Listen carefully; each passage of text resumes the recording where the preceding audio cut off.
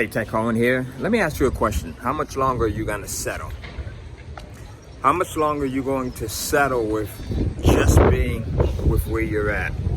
How much longer are you going to continue to dream and not do anything about changing that dream, making that dream come true? How much longer are you going to let other people continue to validate your excuses? How much longer are you going to continue to let other people normalize what you do?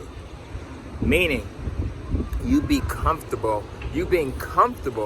with dreaming and having this massive want, but also being comfortable with not achieving it because no one else around you is achieving it.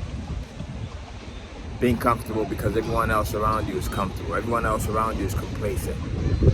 That's one of the worst places to be. To be in a place where you know that you want to be more, you want to do more, you want to have more, you want to give more, but you don't because no one else around you is doing it. No one else around you is pushing their limits. No one else around you is pushing their potential. No one else around you wants more. Everyone else is okay with just being okay.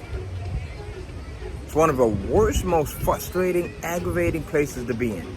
Knowing that you can do more, but because you've limited yourself to being around certain circles of people who don't get why you want more. People who will kind of make fun as to why you want more. People who will say, hey man, take it easy, relax. You're too old, or you're too young. You got all your life ahead of you, or you've got most of your life behind you. People that will try to influence you as to why you shouldn't live your best life. Because they can't see a reason why they should live theirs. You have to be so careful. You know, one of the first things that I learned is growing up in one of the worst, most dangerous environments on the planet as a kid. Growing up in Bridgeport, Connecticut, on the East End, growing up in Father Panic Village, I had to learn quickly that your environment will hold you back almost more than anything else. The people that you surround yourself, the people that you are most often in contact with, will hold you back more than almost anything else. That bug is relentless there. But you gotta keep going. It's like the bug, right? The bug that's salami. The bug that keeps going, the bug that's relentless here, or whatever this thing was. Understanding that, you know, it's okay that these people don't want more. It's okay that, you know, I want more. It's okay that they don't get it. And sometimes the people that don't get it will be the people that are closest to you. Sometimes you will get the most resistance from the people that are closest to you. Family that's closest to you. Friends that are closest to you. You'll get the most misunderstandings, the most hell, the most torment from those people. Because they've always known you as the individual that they've known you as initially. So for you to start changing is unfamiliar to them. They've always known you as the person that they initially came in to meet you as. Whether that's a family member who've known you since you were a kid, whether it's a friend, whether it's an associate, a colleague, a coworker, they've known you from the point that they initially met you at. And for you to grow outside of that person means danger to them. And it's a reminder to them that they may not be growing. It's a position of unfamiliarity for many. So having this balance of people that can support your dreams, that can support your vision, that can support your growth is crucial. Do not make the mistake of letting people limit your growth potential. It's going to be hard enough for you to fight what's going on in your head.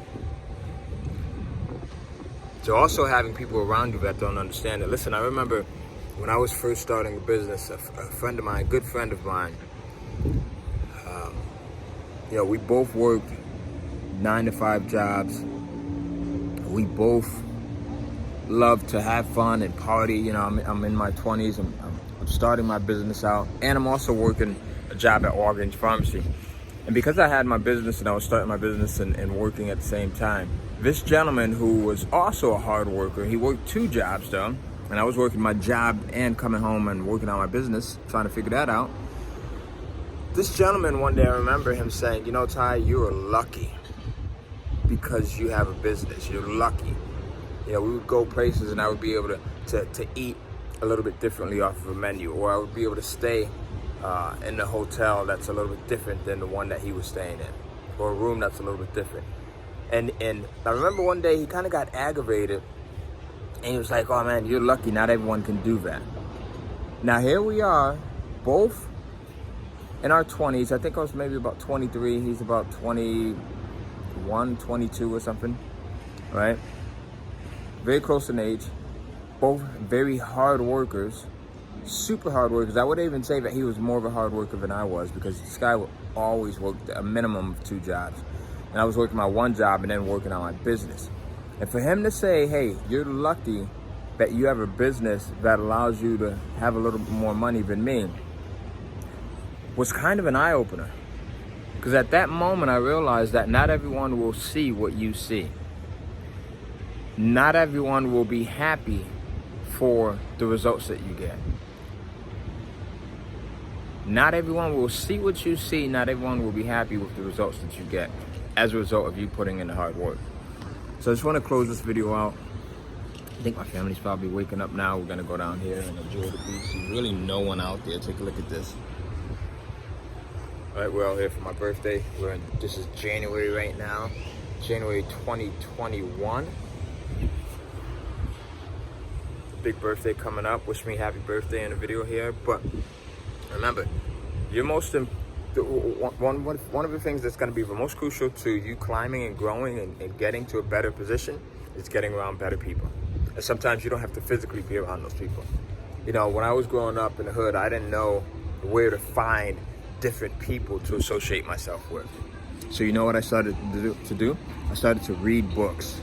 I started to, as videos and educational training online started to become more popular, I started to embrace that stuff.